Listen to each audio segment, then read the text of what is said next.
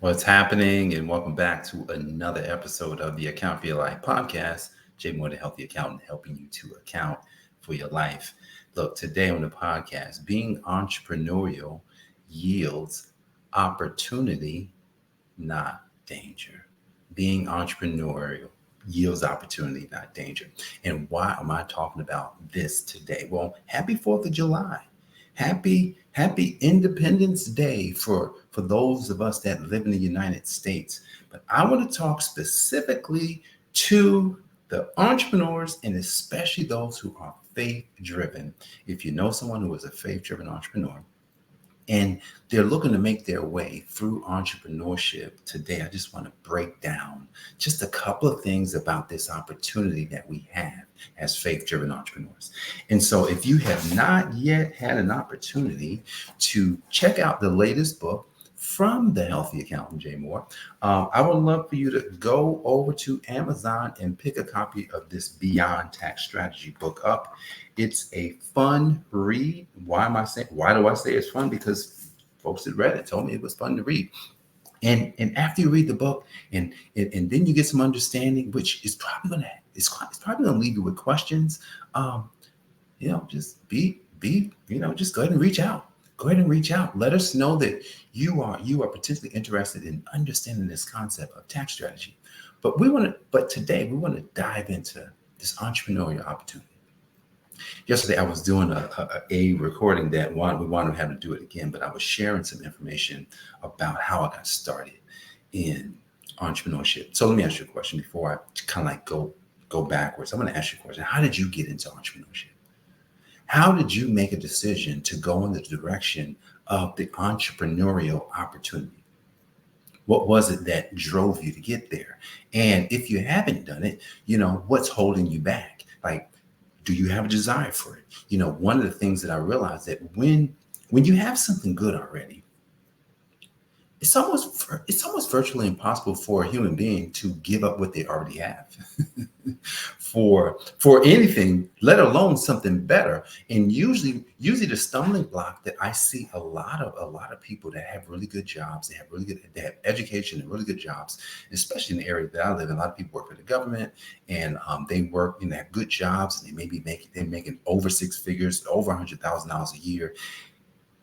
And so when you talk about business to them, it's like, because they got a good setup, right? If I'm making, I know people making a couple $100,000 a year. If I'm making a couple $100,000 a year and I got a job, that means that, well, I got all these benefits, right? The benefits that they say I'm getting 2 weeks off at least. I'm getting, I've got all my health coverage, it's taking care of my family. There's just, it's just like, hey, why would I leave a good setup? But then I would ask the question, if there was a better opportunity, would you want to know about it? If there was a better opportunity, would you want to at least figure out, well, wait a second, I could make more than 200,000? Yeah, you could. Now here's the thing. But that's the part. It's like, well, if I can make more than 200,000, if I can make more than what I'm already doing, then why am I not doing it? Being entrepreneurial yields opportunity, not danger. And the key word here is most people look at being an entrepreneur dangerous. It's dangerous.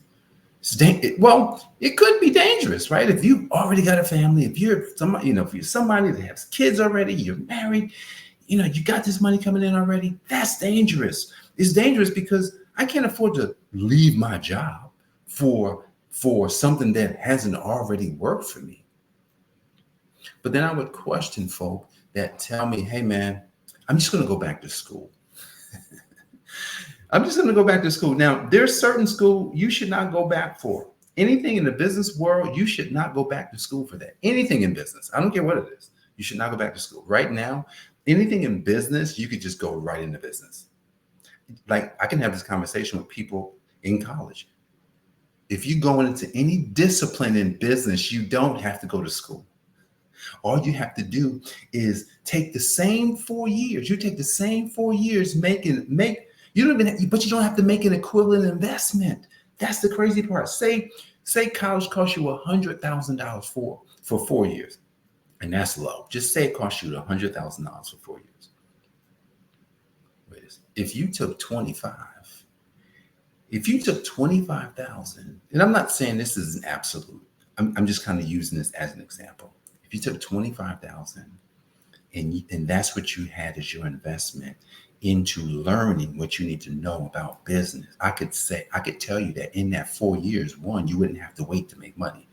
You could start making money as soon as you start making investments into yourself.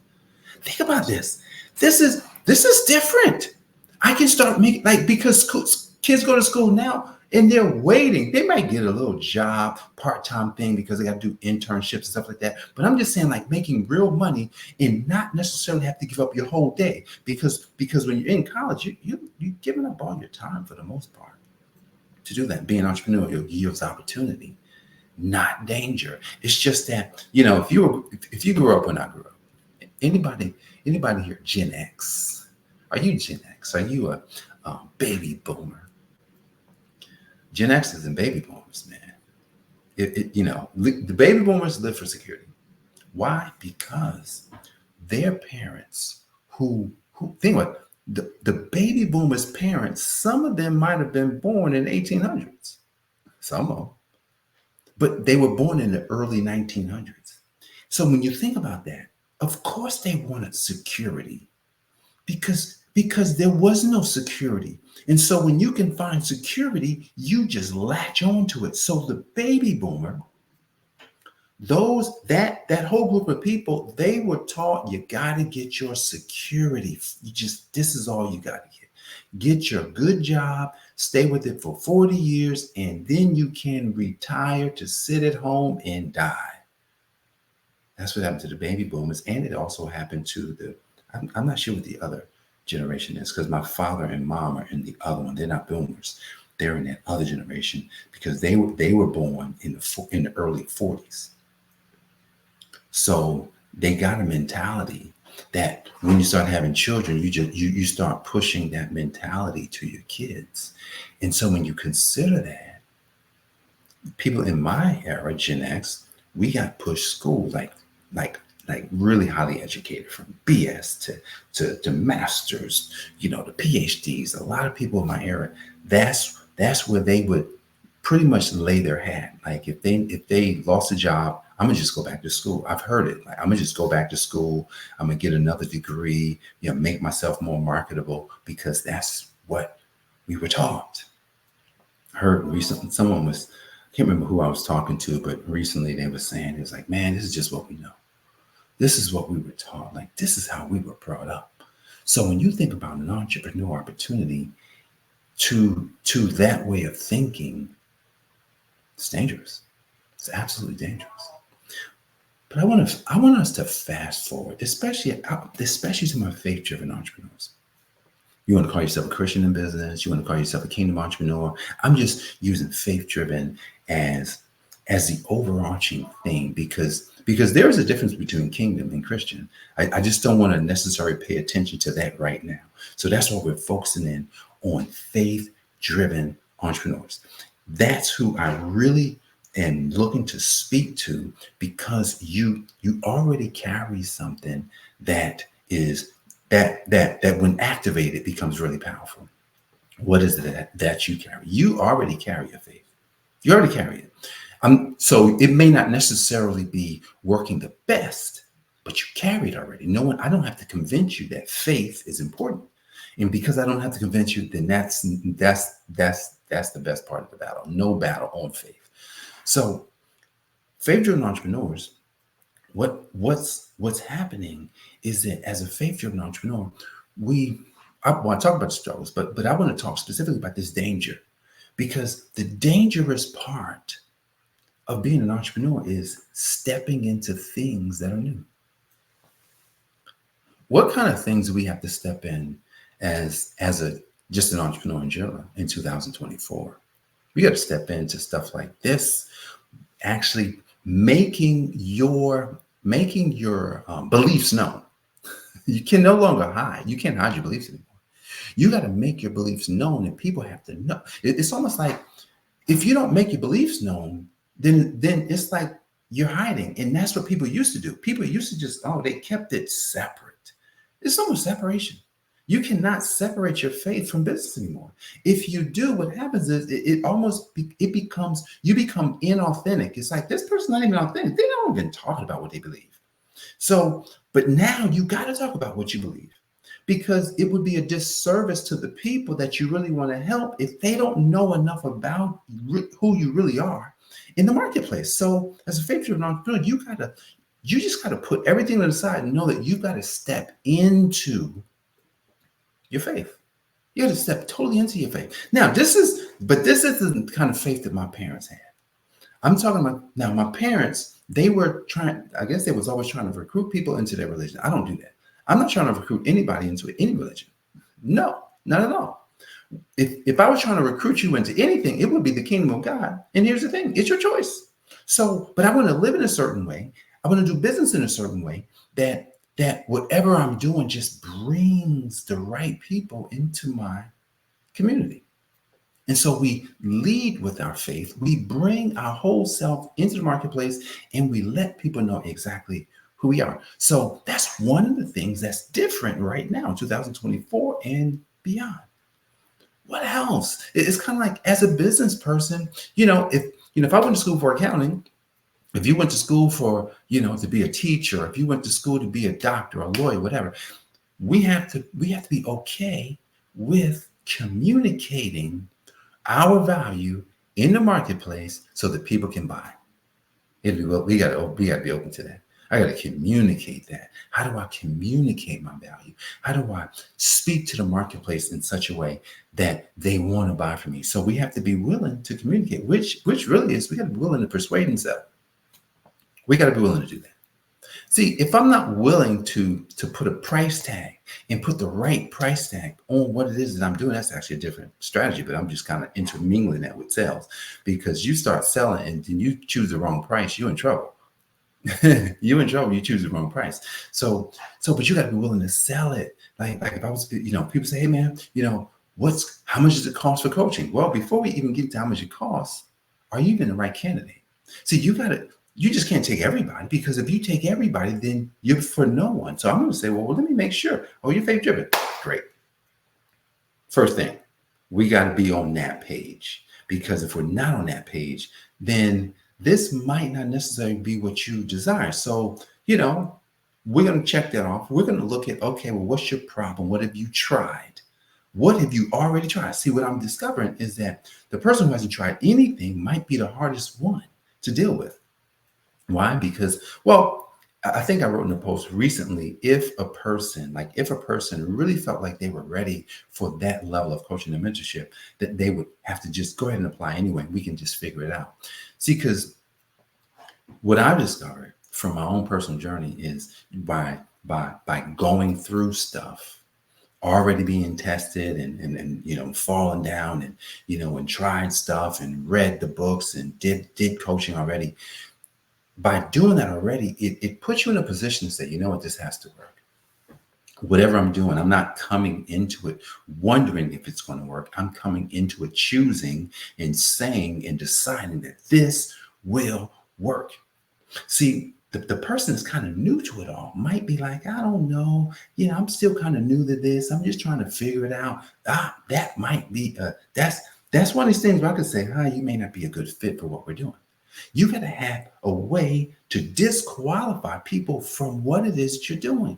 Because if there's no way to disqualify people from what you're doing, then you just accept whoever will allow you to work with them. I've been there in like the tax and accounting business, because I don't know, that it's an interesting business. But we've gotten to the point where, hey, if I can't really save any money, and you're not willing to be coached through the process, then there's no need in us working together, because you have to at least want that. And so we put the price at a certain level that then people's like, oh, that's way more than I used to pay. That's way more than I paid my accountant. $10,000 and $10,000, $20,000. Yeah, absolutely. $10,000. And you do taxes, you do my taxes, business and personal, you coach me throughout the year, and you don't do the bookkeeping with that? No, we don't do bookkeeping with that. This is mainly, this is a coaching program and a almost like a guiding program to help you make sure you don't miss the stuff, because that's all we see. People miss the stuff all the time. But you got to be willing to put yourself out there in such a way as faith-driven entrepreneur that you're willing to say no. See, if I'm not willing to say no, then I'm willing to say yes. And then remember when you had a job and you took the job because this was the only job you can get, and they gave you a lower job, the lower pay. They give you the lower pay and you just took it, but you really wasn't excited about it. It's the same thing. You should never accept anything that you would regret. Never. So if you accept a lower pay, if you accept something that you wouldn't normally accept, you got to do something in your mind that says, I'm okay with this. I'm cool with this. I don't care what happens. I'm okay with the decision I made. And it doesn't matter if I'm getting paid less, because there has to be a because, so that later on, you don't get disgruntled about the decision that you made. They didn't twist your arm. They didn't make you do it. They just had a standard that they weren't going to go above. So so being a faith-driven entrepreneur and realizing that entrepreneurship is an opportunity. This is an opportunity to get better. Yeah, I just want to read something real quick. I'm going to read something in the book. Chapter 5. I'm going to skip all the way to chapter 5. Freedom in healthy accounting. I'm going to read the first paragraph. It says, freedom depends largely upon what you value. Value is the estimate of what something is worth, the importance or usefulness of something, and what someone else is willing to exchange for something else. See that exchange, right? You look at the price tag before you decide to spend money. Once you see the price, you will decide whether or not it is worth it. If you go to the Mercedes dealership, you will look at the item differently. It depends on what you believe about what you are preparing to buy. Let's dissect that as we begin to close. Value is something that usually if I look at the price tag, and when I look at the price tag, I says, oh, I can't afford it. That's different than understanding what the value is. Like the Mercedes, you go to the Mercedes dealership, it doesn't matter what the prices are. Mercedes costs a certain amount of money, right? I heard a story by my mentor, Dr. Miles, and he talked about how he was, can't remember if he was in Italy or France or somewhere, and they would walk in and they went into a store. And the store was just kind of like, there was no clothes and there was no items to purchase. Like he didn't see any items. And so he comes in and the people are like, oh, welcome to the store. They sat him down. They got him some tea. They gave him a cookie with the tea. And they're just like, hey, man, we appreciate you guys coming in. And they're making them feel good. They said, you know what, let's take you on upstairs. So what they did first was they created an environment where you felt welcome. You felt like this is different. I don't see anything up in here to buy, right? But it's a nice store. But they're saying, well, all the stuff is upstairs. We'll take you up there shortly. But first, we just want to welcome you. So they are welcoming. They welcomed him and his wife in. And then after they had given them, some nice tea and a little cookies or whatever with it, they said, hey, let us take you upstairs so we can show you what we have. They go upstairs, and he knew he had to buy something because of how well they took care of him. Now, those price tags was high. They still bought because of how the people made them feel. See, in an entrepreneurial endeavor, there's opportunity, right? There's no danger. And it's all about what we see. In that particular example, what we saw was there's people who go into a store that looks to be high end. The people that work at this store, they treat them like royalty. They give them things that make them feel good, even before they ask them or show them what they have to buy. And then after they have treated them well, they says, hey, would you like to come upstairs? Absolutely. We'd love to go upstairs and see what you have. Then they take them upstairs. They see all the stuff that they have. Now the price tag is not low because what they did was they shared with them how valuable they believe, one, they are. And because they believe that they're valuable, then they should have things just as valuable. See, in this entrepreneurial journey, we get to decide before we offer our value to someone else what it's worth. It's not dangerous to offer these things. It's not dangerous to be in entrepreneurship. It just takes a deep desire. It takes being faith driven, and it also takes a little bit of cojones. It takes a little bit of cojones, just a little bit of balls, right? A little bit of that, right? Because you have to be willing to go through. Talked about this a couple of days ago, the obstacles, the tests, the challenges. You got to be able to use disbelief as fuel. And you also have to be able to say, you know what I see that is invisible is more true than what I see that is physical. So being an entrepreneur yields opportunity, not danger. If you're a faith-driven entrepreneur, be sure to remember this today on this 4th of July as you move forward in this, we got 6 months left. Just under 6 months to finish out 2024. Let's do it together. Look, if you're an entrepreneur, someone looking to go beyond, the first thing I want to tell you to do, go grab this book on Amazon. Go grab the book, read the book, and then reach out to us, right? Reach out to us. Let us know that you are interested in going beyond. You want to grab this book because this book will at least give you some education around some of the things you need to know about your finances and about taxes and how to start thinking about that. That's going to put you in a less dangerous position, a less risky position in losing money, because we don't want you to lose money. We want you to gain the money back. So if that's you, make sure you go grab that book. And when you grab the book, be sure to come on social media, take a picture with the book and say, hey, I've got Beyond Tax Strategy. Go grab your copy. And after you read it, go leave a review on Amazon so other people can hear your story and hear what you took away from that book. Because look, the more people that does that, Amazon's going to show that book to thousands and thousands and thousands of people so they too can buy it. So that's it today, guys. Happy 4th of July. My name is Jim, the Healthy Accountant, helping you to account for your life. God bless. I'll see you in the next episode. Peace. This has been the Account for Your Life podcast with your host, the healthy accountant himself, Jay Moore. Until next time, make it a great day.